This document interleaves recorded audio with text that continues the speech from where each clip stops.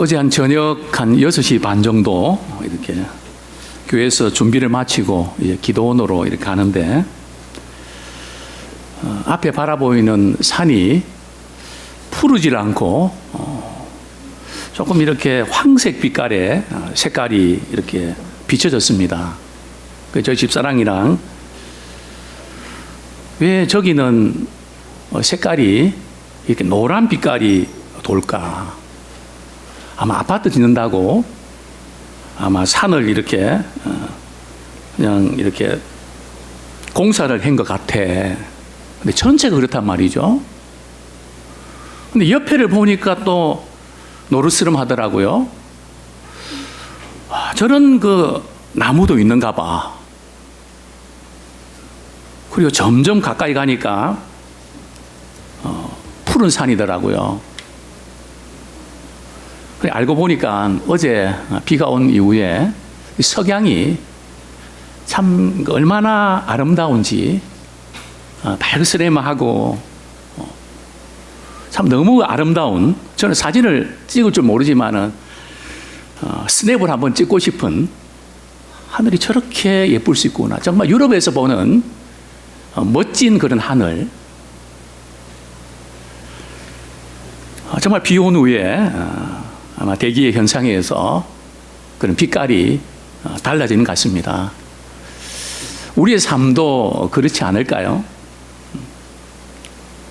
아마 연세 드신 우리 장로님들, 권사님들, 우리 집사님들 아마 이렇게 살아오셨을 겁니다. 참 자식들 위해서 그들에게 줄 수 있는 것 다 희생하면서 아낌없이 그들에게 내어주고 지금 와서 때로는 보람도 느끼는 분도 있지만 때로는 후회를 하는 분도 있을 수 있습니다. 제가 이전에 목회하면서 권사님들이 한 40분 되셨는데 그분들이 모이면 뭐 푸념도 합니다. 며느리 이야기도 하고 뭐 딸들 이야기도 하고 뭐 이렇게 뭐 곁듣습니다. 그러면서 이제 늘 하는 말씀이 자식도 다 소용없어. 자식도 다 필요 없어. 우리 자식들 들으면 되게 섭섭하죠, 그죠? 근데 그런 말씀을 종종 하세요. 왜 자식이 필요 없습니까? 얼마나 든든하고 얼마나 참 힘이 되는데요. 그러나 뭔가 이렇게 내가 지금까지 희생하고 헌신하며 살아왔는데 그 자녀들을 바라볼 때 뭔가 채워지지 아니하는 허전함, 그런 아픔들이 있다는 것을 그렇게 표현하는 거겠죠. 우리 자식들이 얼마나 우리에게 소중합니까? 이렇게 남들 위해서 살아오셨던 분들이 늘 부딪히는 부분들이 나는 바보같이 살았다고, 내 인생은 없다고, 이런 이야기들 우리 딸들에게 이야기하면 요즘 딸들은 또 이런 이야기를 안 해도 이렇게 말합니다. 나는 누구같이 안 산다고요? 엄마같이는 안 살 거야. 엄마같이는 안 살 거야. 나는 내 인생 누리면서 하고 싶은 거 하면서 나 그렇게 살 거야. 충분히 이해가 됩니다.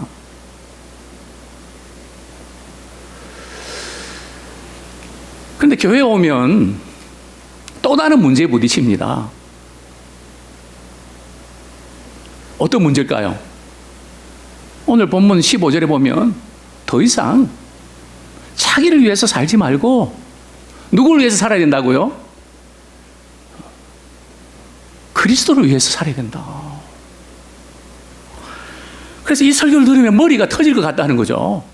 아니 집에 지난주에 부부 사이에 또 부모와 자식 사이에 참 마음이 아프고 힘들고 정말 이렇게 내가 이러려고 결혼했나, 이러려고 자식 낳았나, 뭐 이런 생각들이 수없이 들어서 그것만 해도 복잡한데 교회 와서 설교 들으면 그리스도를 위해서 살아야 됩니다.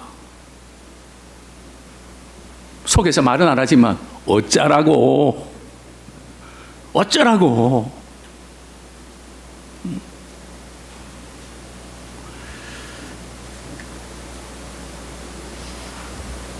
도대체 어떻게 해야 될까요?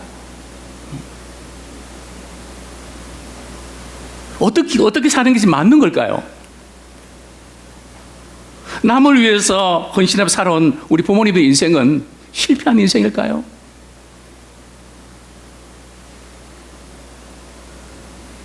그렇지 않습니다. 우리 가족들의 수고와 부모님들의 헌신 때문에 분명히 우리가 여기까지 올 수 있었습니다. 그 은혜와 그 사랑이 없이는 우리가 없었습니다. 근데 왜 마음이 거전하고 왜 그럴까요?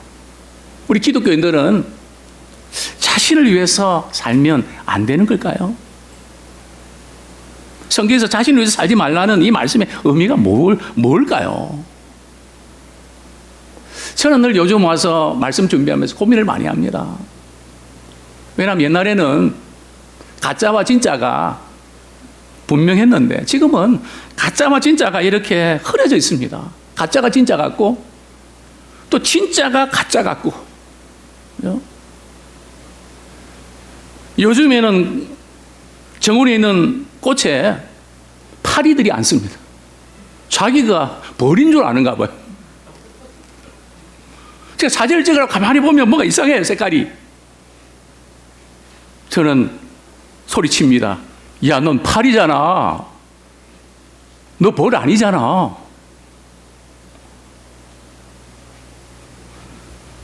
파리는 제 말을 못 알아듣는 것 같습니다.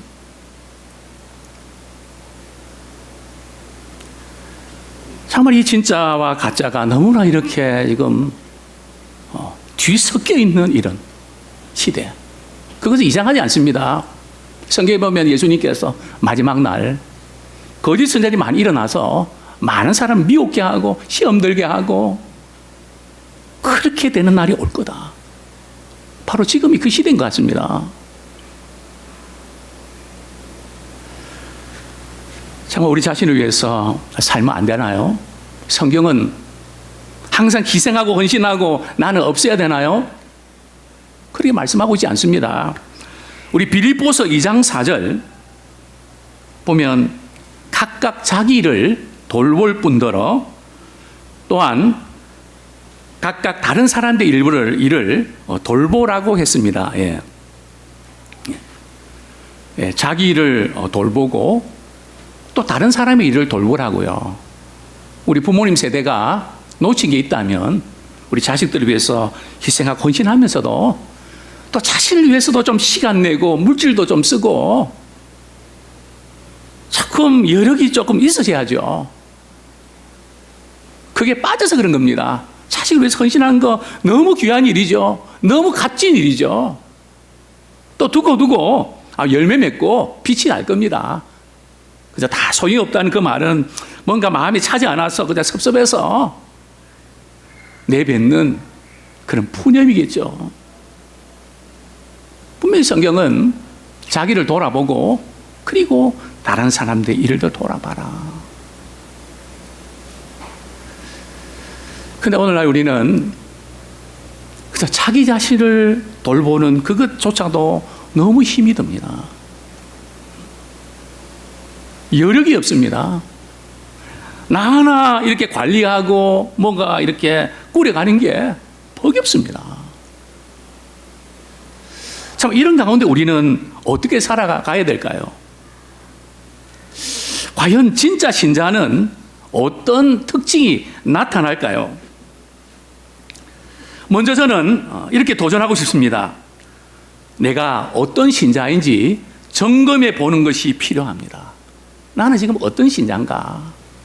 지금 나는 무슨 일을 해야 되는가? 그것도 중요하지만 나는 지금 어떤 사람이지? 나는 지금 어떤 사람으로 만들어져 가고 있는 거지? 내가 교회를 다니고 믿음 생활하는데 정말 진짜 신자 맞아? 무늬만 신자 아니야? 한번 진지하게 우리가 고민하는 시간 되기 원합니다. 고린도후서 2장 14절, 고린도전서 2장 14절에서 3장 3절에 보면 세 부류의 사람이 등장하는 것을 볼 수 있습니다. 우리 교회 안에도 아마 세 부류의 사람들이 있을 것입니다. 첫 번째 부류는 고린도전서 2장 14절에 보면 육에 속한 사람이 있습니다. 교회는 다니고 예배드리지만 여전히 육에 속해 있습니다. 육에 속했다는 것은 무슨 뜻인가 하면 내 생각에 꽉 잡혀 있지 그 말씀이 마음에 부딪히지 않는다는 겁니다. 이 말씀은 우리의 심령 골수를 쪼개면서 또 복음은 우리의 어두운 마음에 환한 빛을 비추면서 이 말씀이 들어갈 때에 어둠이 떠나갑니다. 어둠이 떠나가면서 표정도 밝아집니다. 정말 이 말씀은 생명력이 있습니다. 그러나 말씀을 들어도 복음의 광채가 조금 어떤 데가 조금 비치는 것 같다가 그냥 끝나는 것 같습니다. 뭔가 우리 마음 깊은 곳에 이렇게 좀 올 듯 말 듯 합니다. 오늘 그런 분들이 계신다면 정말 복음의 광채가 비쳐서 누가 좀 잘하고 못하고 중요합니다. 그러나 제일 중요한 것은 하나님의 그 사랑의 빛이 비쳐서 복음의 광채가 비쳐서 그 어두움 자체를 몰아내는 빛의 자녀가 되길 원합니다. 그래야 말씀이 들어오고요. 참 그 말씀 안에 우리는 거하게 되고 그 안에서 참된 복을 누리게 될 줄로 믿습니다. 자, 두 번째 부류는 고린도전서 3장 4절에 보면 육신에 속한 자가 있습니다. 어떻게 보면 우리 고린도서 2장 14절에 육에 속한 사람과 비슷한 의미로 생각됩니다. 그러나 다릅니다. 헬라 원어는 다른 단어입니다. 이 육신에 속한 자가 누군가 하면 얼핏 보면 믿음의 사람 같은데 물론 그는 구원을 받았습니다. 제가 큰 글 성경, 셀프 성경 밑에 이제 그 주석을 달면서 벌써 꽤 오래됐네요. 제가 이렇게 기록했습니다. 아마 우리 큰 글 성경 가지신 분들은 그 부분을 제가 읽어드리겠습니다. 고린도전서 3장, 우리 265페이지에 보면 제가 그때 여러 책들을 참고하면서 이렇게 우리 성경책에 썼는데요. 육신에 속한 자가 누구인가? 구원은 받았으나 아직도 신앙의 지식과 체험에서 성숙하지 못하고 육신의 뜻을 따라 살아가는 신자를 말한다. 구원은 받았지만 내 지식과 내 경험에 붙잡혀서 그냥 육신의 뜻을 따라 살아가는 이런 신자를 말한다는 거죠. 아마 제가 볼 때는 대부분의 신자들이 아마 이 부분에 속해 있을 겁니다.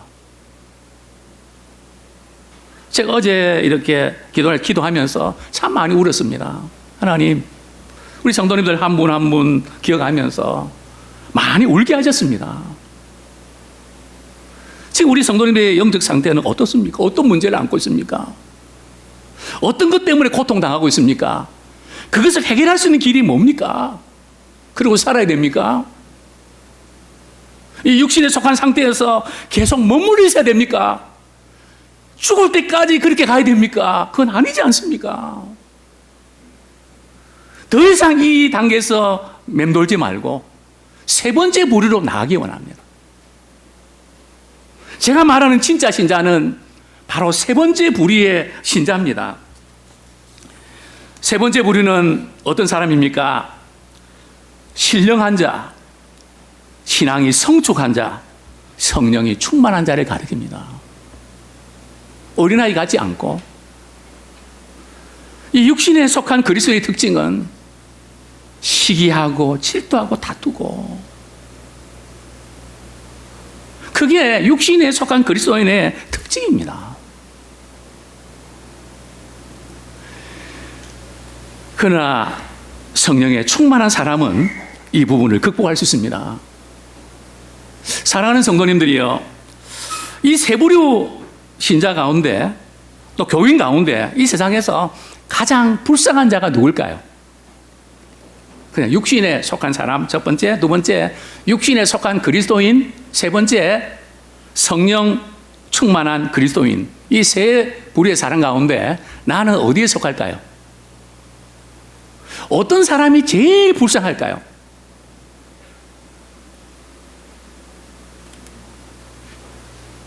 우리 소영이는 어떤 사람이 제일 불쌍할 것 같아? 육신에 속한 사람은 세상 사람과 똑같아요. 예? 2번요. 오, 역시 성가대 수준 높습니다. 예.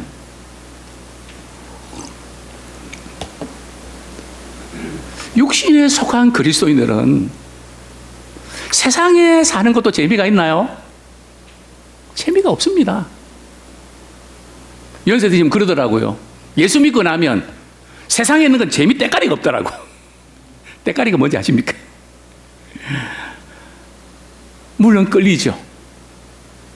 우리 재성이 있어서 그것도 하고 싶고. 근데 이전에는 해도 좋았거든요. 뒤끝은 좀 안 좋았지만, 근데 이제는 하는 과정에도 기분이 별로 안 좋고, 하고 나서는 더 기분이 안 좋고, 좀 표현이 이런데요. 기분이 더럽다고 할까요? 그거 아십니까? 육신에 속한 그리스도인들이 알면서 그렇게 살지 않고 그냥 육신에 속한 그리스도로 살아가는 그게 얼마나 불쌍한지. 이것도 아니고 저것도 아니고.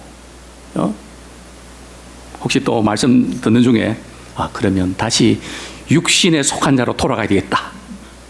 또 생각을 그렇게 돌리지 마십시오.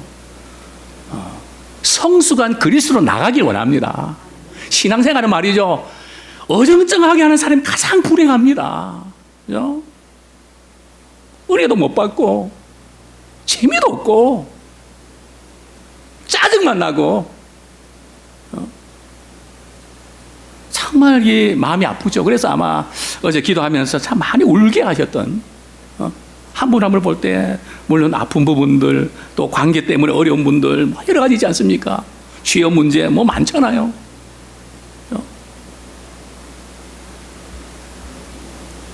이 문제를 우리가 극복할 수 있는 길은 어디 있을까요? 오늘 본문 15절에 있습니다. 왜? 예수 믿는 사람들은, 구원받은 사람들은 이 세상에 살면서 육신에 속한 삶을 살아가면 왜 재미가 없는 걸까요? 그렇게 세뇌당해서 그런 걸까요? 아니요. 내 안에 예수님이 계셔서 그렇습니다. 내 안에 그리스도의 영이 계셔서 그렇습니다. 왜 그런 일이 일어나는지 아십니까? 우리 오늘 본문 15절, 그가 모든 사람을 대신하여 죽으심은 살아있는 자들로 하여금 다시는 그들 자신을 위하여 살지 않고 오직 그들을 대신하여 죽었다가 다시 살아나신 이를 위하여 살게 하려 함이라.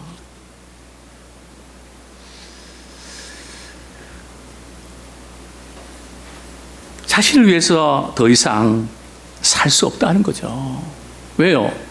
우리 예수 그리스도와 함께 십자가에 못 박혀 죽었기 때문에 옛날 같지 않다는 거죠.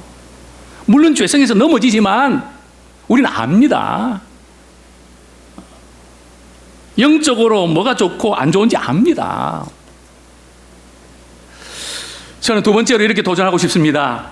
진짜 신자의 첫 번째 특징은 그리스도를 위하여 살아갑니다. 참 이 표현도 참 우리가 이해를 잘해야 됩니다.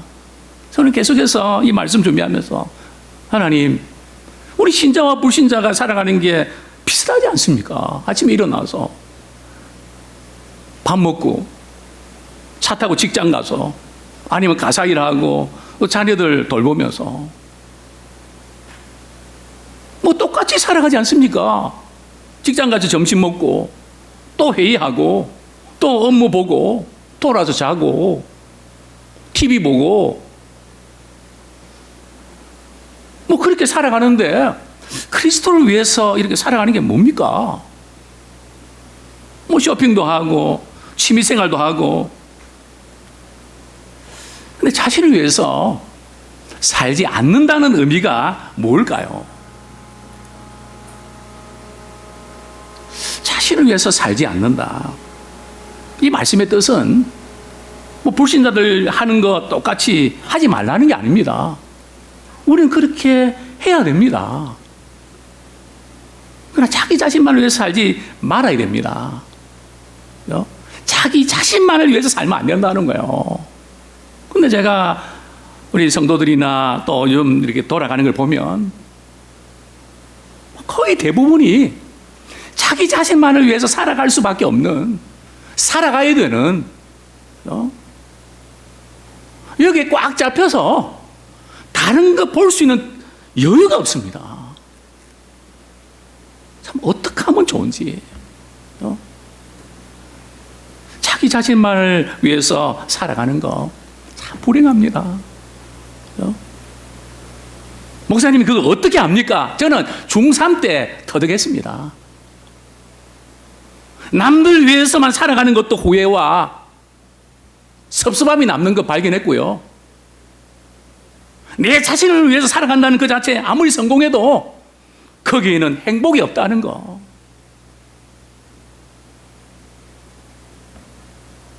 아무리 애쓰고 노력해도 뭔가 이뤘다 할지라도 매출액이 얼마고 어떤 자리에 올라가고 어떤 차를 타고 어떤 집에 살고 물론 소중합니다.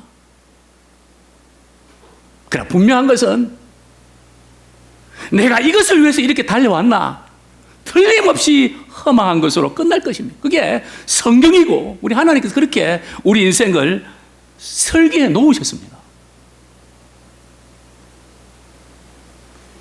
우린 자기 자신만을 위해서 살지 말라는 이 의미, 자기 중심적으로 살지 말라는 거죠.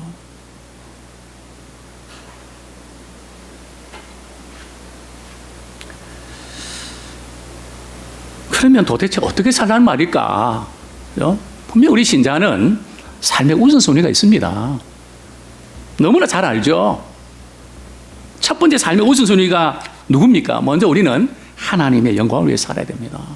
아무리 바빠도 하나님께 영광 돌려드리는 그 시간을 빼먹지 마십시오. 우리 어디 있든지 하나님의 영광을 위해서 내가 이 일한다 수시로 점검하십시오. 두 번째로는 다른 사람의 유익을 위해서 우리가 쓰임받는 겁니다. 우린 돌아보셔야 됩니다. 다른 사람의 필요를 위해서 내가 할 수 있는 게 뭘까? 우리 옆에 있는 우리 성도님들 마스크는 썼지만 표정을 보고 그 마음을 또 헤아리고 또 내가 할 수 있는 일을 또 해야 됩니다. 오래전에 친구들이, 몇십 년 전에 친구들이 전화 오면 대부분 이런 전화합니다. 반갑다 그러고 말이죠. 보험 하나 들어줄래? 조건 없는 게 없더라고요. 너무 반가워서 기뻐했는데, 그러면 그렇지. 좀 보고 싶어서 전화했다고 하면 안 되나요? 궁금해서 전화했다 하면 안 되나요? 만나고 싶어서 전화했다고 하면 안 될까요? 항상 무언가 들어있는. 저는 그렇게 안 하려고 애를 씁니다. 생각나서 카톡 보낸다고. 궁금해서 보낸다고. 기도하고 있다고.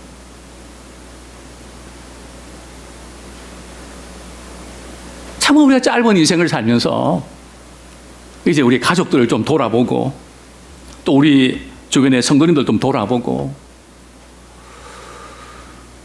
오늘이라도 주님 부르시면 갈 수밖에 없는데 내가 할 수 있는 게 뭘까? 항상 우리가 이 삶의 우선순위, 그리고 그 다음이 마지막이 우리 자신을 돌아봐야 됩니다. 성경이 말씀하고 있는 삶의 우선순위는 이렇게 가는 겁니다. 근데 우리 거꾸로 가고 있지 않나요? 거꾸로 가야 될 이유도 충분합니다. 목사님, 이 경쟁 시대에 살아남으려면 밤잠도 설치면서 이렇게 하지 않고는 버텨낼 수 있습니까? 이해됩니다. 언제까지요? 언제 여력이 생깁니까? 여력이 생기면 제가 주변에 돌아보고 할 겁니다. 또 어떤 분이 저한테 그러더라고요. 목사님, 제가 로또에 당첨되면요, 목사님 차 하나 사드리겠습니다. 그것도 외제차요. 네, 참 말씀은 고맙지만 꽝입니다. 당장 커피 한 잔 대접받는 게 훨씬 낫습니다. 여력이 생기면 아니요, 지금 하셔야 됩니다. 지금이 마지막입니다. 우리 다시 한번 옆에 있는 분 그렇게 인사하기 원합니다. 있을 때 잘합시다. 이제 내가 그리스도와 함께 죽었기 때문에 이전에 좋던 것이 참 싫어집니다. 그리스도 안에 새로운 피조물을 그랬는데 분명히 그런 게 있어야 돼요. 아니, 예수 믿었는데 이전에 좋은 것과 싫은 게 똑같다 그러면요, 그건 예수님 믿는 게 아니에요. 반드시 달라집니다. 도대체 뭐가 달라지냐고요? 저 같은 경우는 뭐 여러 가지 있지만 그 중에 하나가, 저는 말을 잘했습니다. 사람들 많이 웃겼습니다. 학교에서도, 군대에서도. 유문 공연 이렇게 매버스 들어오면 군에서는 저를 늘 보냈습니다. 말만 하면 사람들이 막 웃고 막 박수치고 그러면 기분이 엄청 좋더라고요. 또 웃기는 이야기만 또 이렇게 또 어디 주워 먹어갖고 말이죠, 막 그러면 말이죠, 너무너무 재밌는 겁니다. 근데 주님의 사랑을 알고 나서는 그러고 싶지 않는 거예요. 그래서 어떤 때는 우리 성도님 미안할 때가 있습니다. 좀 설교할 때도 좀 재밌게 웃기고 얼마나 그럴 수 있는데 설교할 때는 그러고 싶지가 않아요.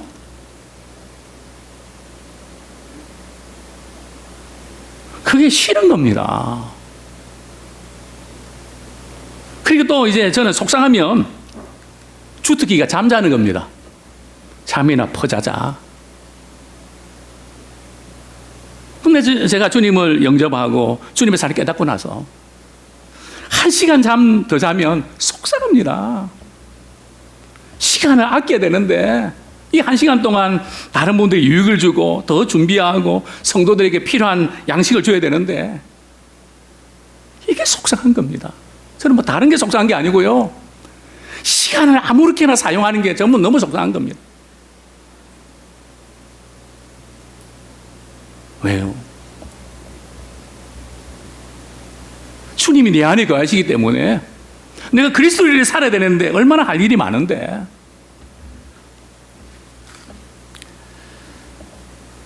고린도후서 5장 13절, 사도 바울은 진짜 신자의 모습을 이렇게 표현합니다.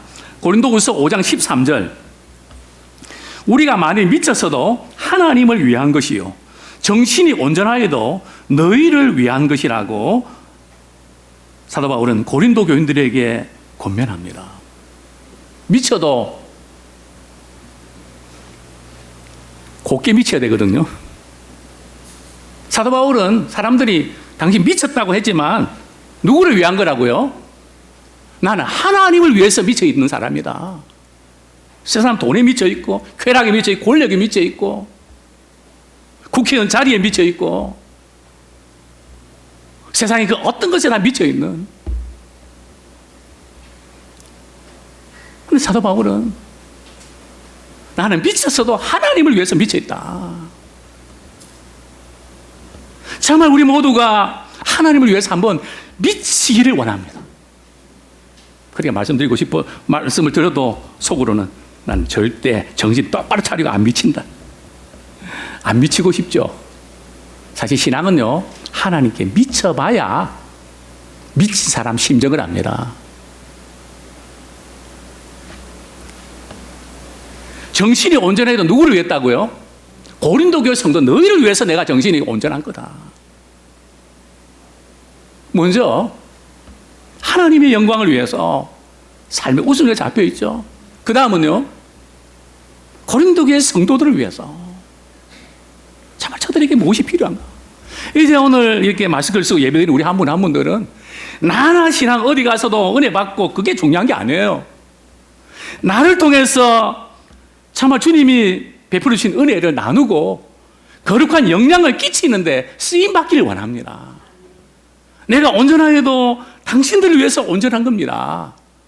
이런 고백이 우리에게 있기를 소원합니다. 정말 우리 세상을 우리가 살아가면서 우리 부부의 사랑 한계 있습니다. 부모와 자녀 사랑 한계 있습니다. 친구들의 사랑도 한계가 있습니다.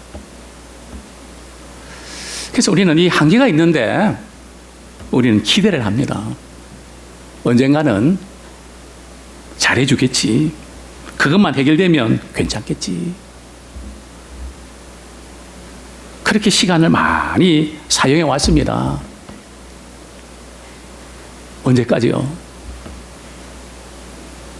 우리는 인정하셔야 됩니다. 우리 세상의 이 모든 사랑들은 한계가 있습니다. 남편이 아내를 얼마나 이해하나요? 아내가 남편을 얼마나 이해하나요? 자식이 부모를 얼마나 이해하나요?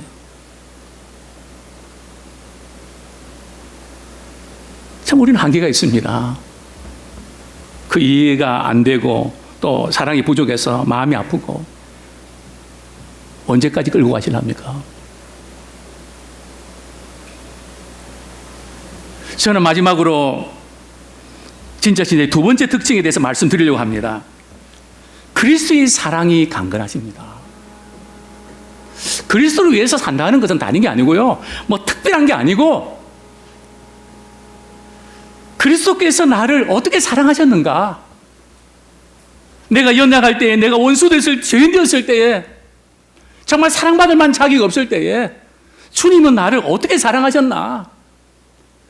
그 그리스도의 그 사랑이 나를 강건하시는, 저는 이 강건하시다는 표현을 푸시 아웃이라고 표현하고 있습니다. 그 그리스도의 사랑이 나를 압박하고 그 사랑이 나를 사로잡고 그 사랑이 표출되는, 이게 바로 그리스도를 위하여 사는 겁니다. 직장이든 가정이든 자녀 양육이든 교회 생활이든 우리 사회 생활이든 우리 그리스도를 위해 산다는 것은 그리스도의 사랑이 나를 강건하시는 거다. 과연 저와 우리 성도님들은 무엇을 위해서 지금 움직이고 계십니까?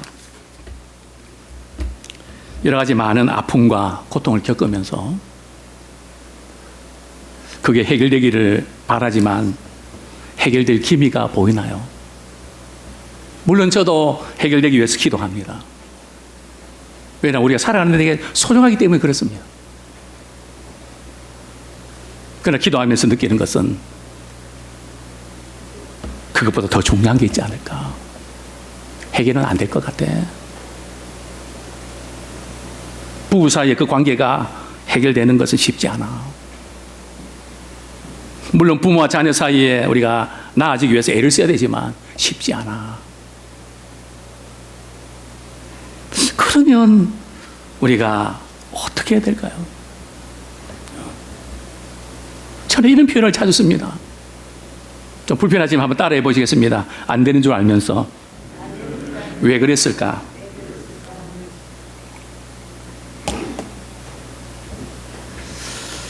우리 안 되는 것은 받아들이면 좋겠습니다.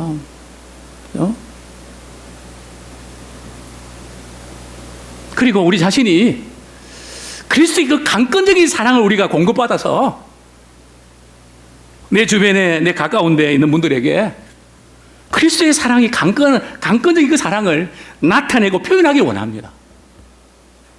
그게 중요합니다. 한 번은 청계산 기도원에 수년 전에 한번 간 적이 있습니다. 우리 여전도에서 간 것 같은데요. 삼척계산에 맑은 시냇물이 흘러내리는데 참 보기가 좋았습니다. 저는 종종 자연과 대화합니다. 물이 흘러가는 것을 이렇게 보면서 이렇게 물이 쭉 흘러가다가 바위에 딱 이렇게 부딪혀서 맴돌고 있는 겁니다. 물아, 너는 왜 넘어가지 못하고 거기서 맴돌고 있니? 내가 좀 밀어줄까? 내가 좀 옮겨줄까? 너 계속 그 자리에 맴도는 게 답답하지? 변화도 없이. 그래서 제가 이렇게 물을 퍼서 옮겨주려고 이렇게 하니까 조금 있다가 위에서 더 큰 물이 흘러내려오면서 그 바위를 덮으면서 내려갑니다. 저는 그걸 보면서 바로 그거다. 비록 우리의 삶의 관계 문제, 물질 문제, 여러 가지 많은 거 있어서 정말 해결도 안 되고 늘 맴도는 모습 보면서 이게 해결돼야 되는데 이게 안 되면 내가 무슨 낙으로 살까? 이게 안 되면 난 죽었다. 큰일이다. 뭐 이런 것들이 너무 많죠. 물론 그 부분도 잘 돼야 됩니다. 그러나 하나님의 큰 사랑의 물결이 우리를 둘러 덮을 때에 놀라운 일들이 일어납니다. 사랑을 더 많이 달라고 요구할 것이 아니라 나에게서 그리스도의 사랑이 강건하시기 때문에 우리 자녀들에게도 그렇게 다가가길 원합니다. 우리 성도들에게도 그렇게 다가가길 원합니다. 이 설교를 준비하면서 우리 찬송가 가사가 떠올랐습니다. 사랑이 구주를 죽겠네. 우리 잠깐 제가 불러드리겠습니다. 사랑이 구주를 죽게 했네. 왜 날 사랑하나. 겸손히 십자가 지시었네. 왜 날 사랑하나. 왜 날 사랑하나. 왜 날 사랑하나. 왜 주님 갈보리 가야 했나. 왜 날 사랑하나. 저는 때때로 한계 부딪힐 때마다 주님이 왜 나를 사랑하셨지? 주님 왜 나를 사랑하십니까? 아무 자기 없는데 주님 왜 나를 사랑하십니까? 왜 날 사랑하나? 왜 날 사랑하나? 주님이 그렇게 사랑하셨는데 내 가까운 아내와 자녀들과 또 미워하고 또 분노하는 그분까지도 주님이 그렇게 사랑하셨는데 사랑할 수 있지 않니? 어디서 막혀서 그렇게 못해? 주님이 그렇게 사랑하셨는데 우리는 무엇이 우리를 강건합니까? 미움입니까? 분노입니까? 짜증입니까? 원망입니까? 그것이 나를 강건해서 얼마나 많은 사람 아프게 하고 힘들게 합니까? 물론 충분한 이유가 있습니다. 그럴 수밖에 없는 사정도 있습니다. 그 모든 걸 아시고 주님께서는 우리가 아직 죄인 됐을 때 연약할 때에 십자가에 못 박혀 죽으심으로 우리에 대한 자기의 사랑을 확증해 주셨습니다. 아무쪼록 우리가 안고 있는 마음에 응어리들이 있습니다. 아픔들이 있습니다. 정말 섭섭하고 분한 것도 있습니다. 상대가 바뀌기를 우리 기대해서 바뀐다면 얼마나 좋을까요? 그것보다 우리는 먼저 그리스도의 사랑이 나를 강건하신도다. 이제 우리는 육신에 속한 그리스도에 머물지 말고 이제는 성령에 충만한 그리스도인으로 나가야 될 이유가 있습니다. 고린도후서 5장 10절. 이제는 더 이상 육신에 속한 그리스도에 머물지 마시고 성령 충만한 그리스도인으로 우리가 나가길 원합니다. 왜 그럴까요? 우리는 언젠가 그리스도의 심판대 앞에 나타나게 됩니다. 각각 선악간에 그 몸으로 행한 것을 따라 받아야 됩니다. 예수 믿고 구원받고 천국 가는 그게 다가 아니고요. 이제 마지막 날 주님 앞에 섰을 때에 내가 너에게 준 시간 얼마나 신실하게 사용했니? 내가 너에게 준 그 물질 얼마나 효율적으로 사용했니? 얼마나 한결같은 마음으로 주님의 몸된 교회와 이웃을 섬겼는지. 너 풀리지 않는 그 문제 때문에 붙잡혀서 네 인생을 망가뜨리지 마라. 우리는 선한 일에 의해서가 아니라 선한 일을 위하여 구원받았습니다. 마지막 심판에 대한 건전한 두려움은 모든 신자가 복음 안에서 주님을 섬기는 참된 동기입니다. 이제 우리가 육신에 속한 그리스도인에서 벗어나기 원합니다. 그리스도의 사랑이 나를 강건하시는도다. 우리 아이들을 대할 때, 말할 때, 어떤 것을 결정할 때. 저도 어제 설교 준비하면서 머리가 아파서 유튜브에 뭘 하나 들었습니다. 그러다 우리 집사람이 그거 듣는다고 혼을 냈습니다. 그거 몇 분 안 되거든요. 세상이 도대체 어떻게 돌아가는지, 또 제가 중국에서 교제하는 어떤 선교사님이 북한이 억류된 것 같아서 그거 확인한다고. 그래서 속으로 그냥 가장 가까이 있어도 이해 못한다. 그래서 이 설교 준비가 제대로 할 수 있을까? 그래서 제가 그랬습니다. 나 지금 밖에 나갔다가 좀 한참 있다 올게. 항상 제가 쓰는 무기거든요. 근데 저는 또 그러고 나서 말이죠, 5초만 딱 지나면 돌아옵니다. 주님이 너를 어떻게 사랑했는데, 너 위에서 그런 건데, 좀 기분은 나쁘지만 위에서 그런 건데 왜 날 사랑하나, 왜 날 사랑하나. 저는 5초면 돌아옵니다. 뭐 제가 마음이 좋아서가 아니고요, 그리스도의 사랑이 강건하면 그 부분이 녹아집니다. 커피에 풀이 녹듯이 아무쪼록 이제 남은 삶이 그리스도의 사랑이 강건하시는도다. 뭐 문제 있고 뭐 많죠, 이유 많죠.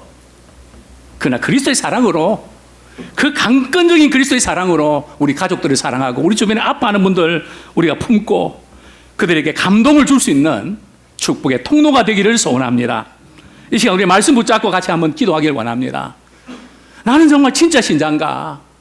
진짜 신자는 그리스도를 위해서 사는 겁니다. 그리스도를 사는 것은 그리스도의 사랑이 강건하는 그걸로 살아야 되는데, 나는 악만 부딪히고 내 상처만 부딪히고 그거로 강건하는, 아버지, 그런 인생 이제는 정리하고 주님의 사랑이 강건한 그 사랑 힘입고 남은 인생 살아내기 원합니다.